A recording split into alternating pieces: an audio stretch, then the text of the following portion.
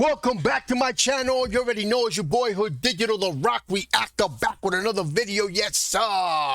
Before I proceed, let me know where you tapping in from. Let me know what country, what city, what mountain, what hill, what cave, what island, what planet, what universe. Let me know where you at. Represent your hood. Yes, sir. So let's talk about it. Class is in session. I just did a reaction called The History of Metal. And I want to try to explore it. I want to try to learn. So this one is called The Greatest Rock Bands You Never Heard of. Now, what I want from the audience is, let me know which ones do you think are good, which ones are good reacting to. Send me recommendations of any good songs. Are they worth it? Were they one-hit wonders? Who were these guys? Were they your favorite? Were they your least favorite? Let's talk about it, guys. Let's get right to it, guys. I'm just going to go ahead and get right to it. And before we do, guys, if you haven't already, make sure you subscribe to my channel. Hit the notification bell. Hit the like button. Any donations to my channel will be greatly appreciated. My PayPal account is on the description. And maybe some of them I've heard of. Who knows? But let's take a look at it. This is the greatest rock bands you've never heard of.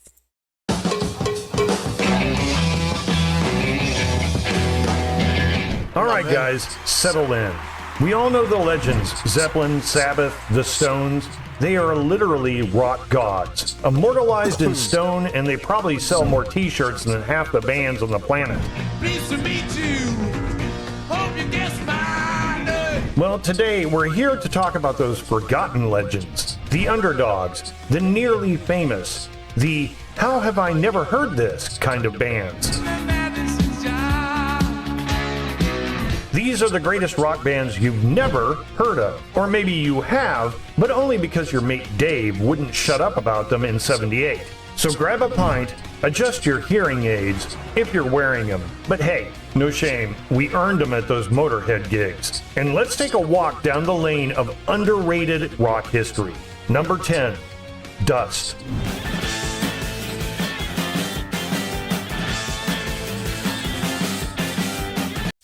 I've seen that album cover somewhere, but I never heard of this band. First up, Dust. No, not what's gathering on your old vinyls. We're talking about a proto-metal trio from Brooklyn founded in 1969. Man. These guys were... Wow, they're from Brooklyn. Dust. About a proto-metal trio from Brooklyn founded in 1969. These guys were way ahead of their time. All your confusion and my dissolution. Tell me when is a man a man? Heavy riffs, pounding drums, and lyrics about war, death, and doom. All before they became mainstream in the US after Black Sabbath. So many times I've heard your hundreds. Oh, did I No, but they sound good. mention their drummer, Mark Bell, now known as Marky Ramone? Yes, that Marky Ramone. Before he was thrashing it out for the Ramones, he was demolishing some skulls in Dust.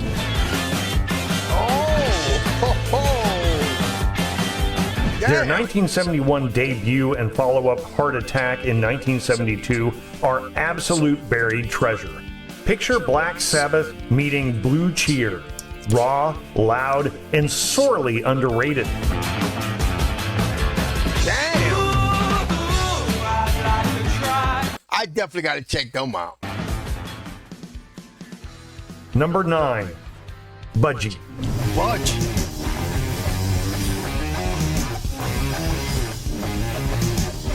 At number 9, we have Budgie, the pride of Cardiff. Formed in 1967, these guys were heavy before heavy was heavy.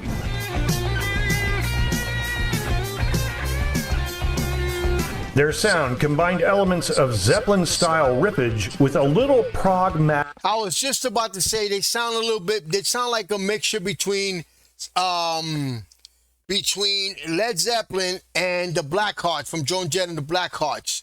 Look right here. They reminded me of Joan Jett and the Blackhearts. Right there. See? And the banger walk like an Egyptian. Their sound combined elements of Zeppelin-style riffage with a little prog madness, and the vocals, Well, Burt Shelley could screech with the best of them.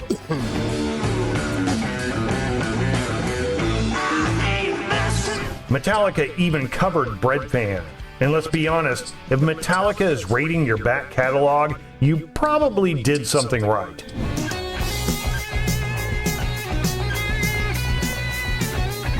If you like power trios that sound like they swallowed an amp whole, give a listen to Never Turn Your Back on a Friend, released in 1973.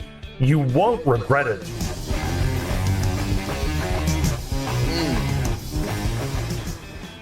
Okay, so Budgie, Never Turn Your Back on a Friend. Gotta Number check 8, that out. Sir Lord Baltimore.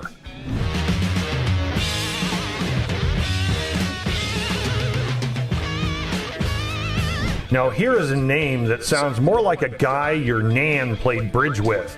Sir Lord Baltimore.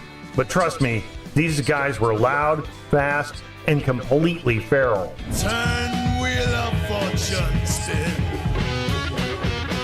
Their debut album, Kingdom Come, released in 1970, is often considered one of the first true heavy metal albums.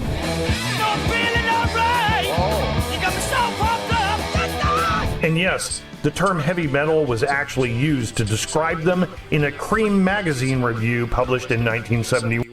He sounds like somebody right here. He sounds like Robert Plant a little bit. See right there, he sounds like Robert Plant.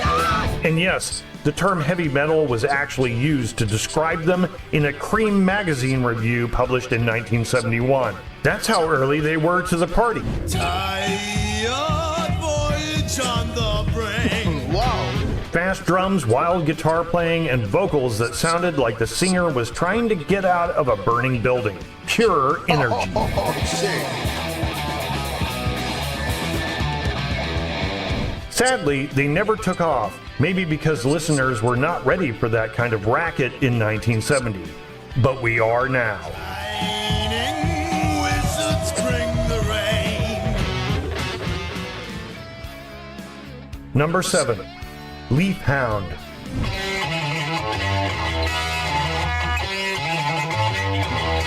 Growers of mushroom. Holy shit. This talk about psychedelic. This next one, blink and you'd miss them. Leaf Hound. They formed in 1970 and released one album, Growers of Mushroom, which now goes for hundreds, sometimes thousands of pounds to collectors. I gotta get away from you, little girl. And with good reason. It is a riff fest of hard rock and proto-metal goodness. I'm gonna bring my loving back on home to you. Their singer, Pete French, later joined Atomic Rooster and Cactus. So there was no doubt about their talent, they just did not get the push they deserved. Lose this time, pretty baby. Oh, come on, let me lend a help. Maybe the name put people off. It sounds more like a garden center than a rock band. But the music? Absolutely killer. Growers of mushroom.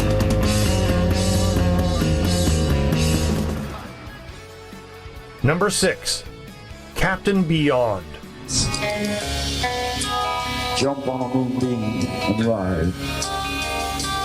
Ever wonder what it might be like if Deep Purple, Iron Butterfly, and Johnny Winter's band had an offspring? Well, meet Captain Beyond.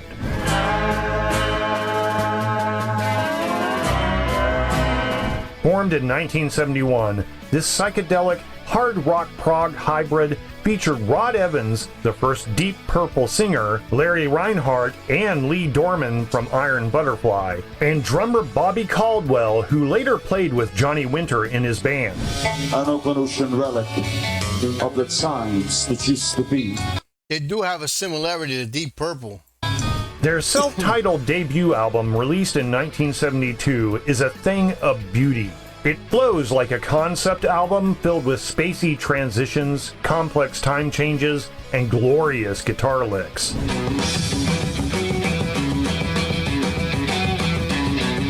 It's like Pink Floyd emerging from a garage, fueled by a heavy Sabbath diet.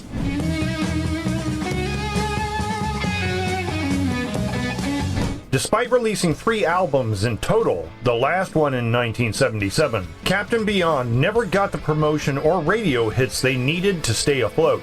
They quietly faded out of the spotlight.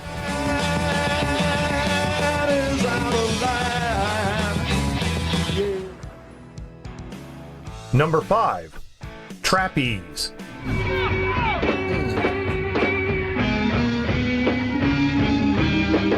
Here's one for the enthusiasts.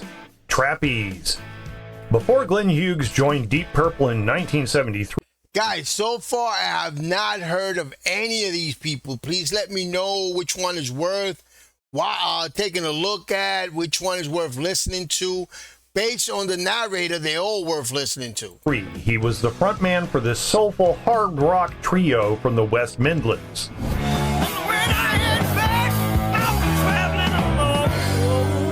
Medusa, released in 1970, and You Are the Music, We're Just the Band, which followed in 1972, offer plenty of funky bass lines, catchy melodies, and powerful soaring vocals.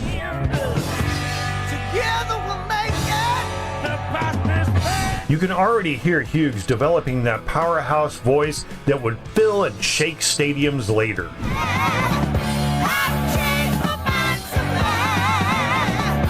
Strangely enough, Trapeze found their largest following in the southern United States, touring with ZZ Top and building a local cult following in the process.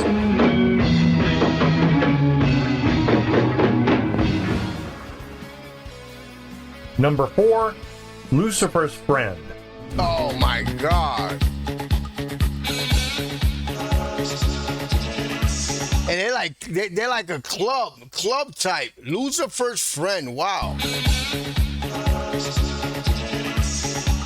Don't let the name scare you. Lucifer's Friend were not a satanic cult.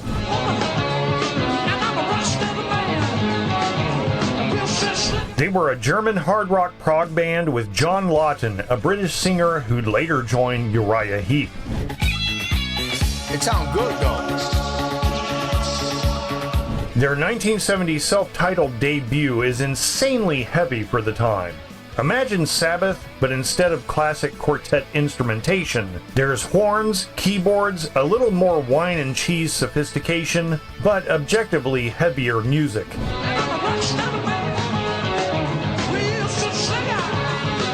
It's strange, it's heavy, it's catchy, and mostly forgotten. See right there, it sounds like club right there. But if you need a hidden gem to Not club, yeah, like soul music. impress your rock nerd friends, this is the one. Like disco, I'm sorry, it sounds like disco.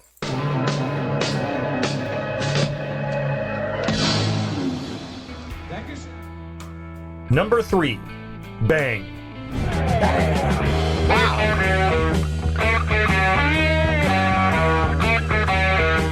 Picture it. They sound like Led Zeppelin though also. Remember I told you Led Zeppelin could never be copied or this and that? I guess that they was, and I just never heard of them, but this sounds like Led. Black Sabbath were from Pennsylvania. That's Bang.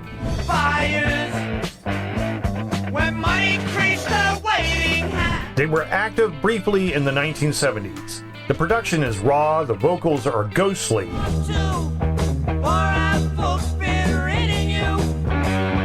And it sounds like it was recorded in a haunted church, in a good way. They had a brief run, broke up by 74, and disappeared into obscurity.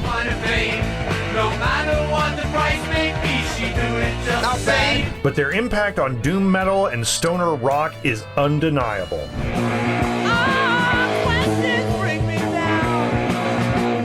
Give Questions or The Queen a listen and tell me that doesn't tear.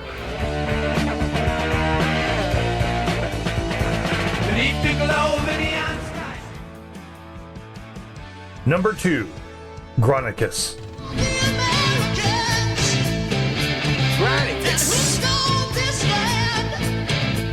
Next up, Granicus, a 5-piece from Cleveland who released one self-titled album in 1973 and then disappeared.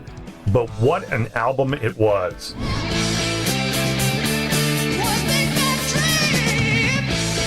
Imagine Zeppelin mixed with early Rush and with a bit of MC5 attitude. Wow, just by saying that, that's it. I definitely want to listen to Granicus. Look at the mixture he's mentioning. Imagine Zeppelin mixed with early Rush. Zeppelin mixed with early Rush? And with a bit of MC5 attitude. I don't know what MC5 is, but Zeppelin mixed with early Rush, that's it.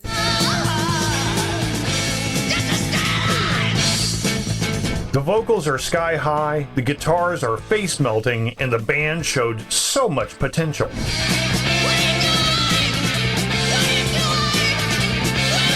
Legend has it they were mismanaged into oblivion. Classic story. One great record and then gone, like a one-night stand you never forget.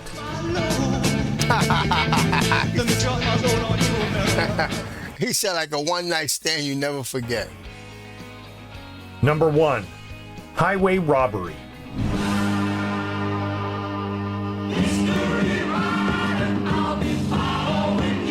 And number 1, the most criminally underrated band of all, Highway Robbery.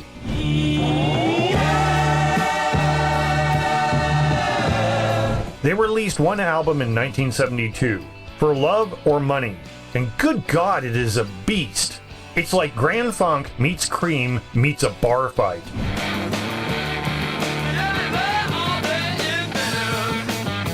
Oh, got that funk in that. Aggressive, melodic, funky, and completely Man, had that funk right there.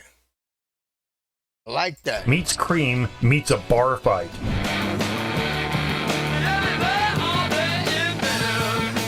Aggressive, Ooh. melodic, funky, and completely unapologetic. This I love the idea of funk rock. I love funk rock. album punches you in the mouth and steals your last cigarette. Damn. Hey, man, I don't even smoke anymore. No ballads, no filler, 3 pieces of power doing what they do best, making noise like they have rent due tomorrow. How they never made it? Who knows? They get to be number 1 today.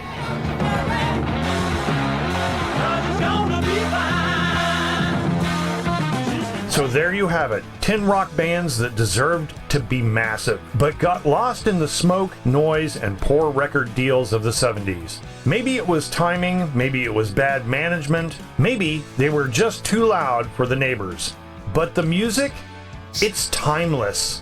So go check these bands out, add them to your playlists, and blast them loud enough that your grandkids be like, "Who's Budgie?" And when they do, you'll know exactly what to say. Stay loud, stay proud, and remember, disco didn't kill rock. It just gave rock an excuse to try.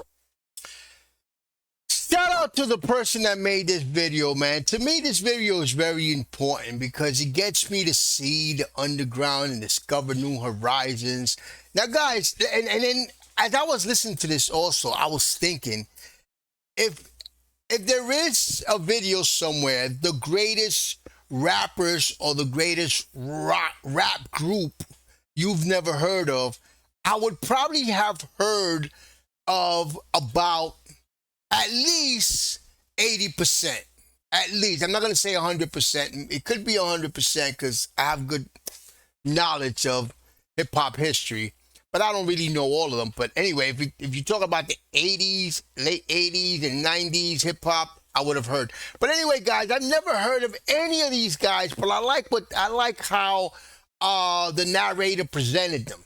Let me know which ones are worth checking out. Which ones are worth checking out? Which one? The last one I think is worth checking out. I forgot the name. Highway Robbery. Yeah, that one's worth checking out.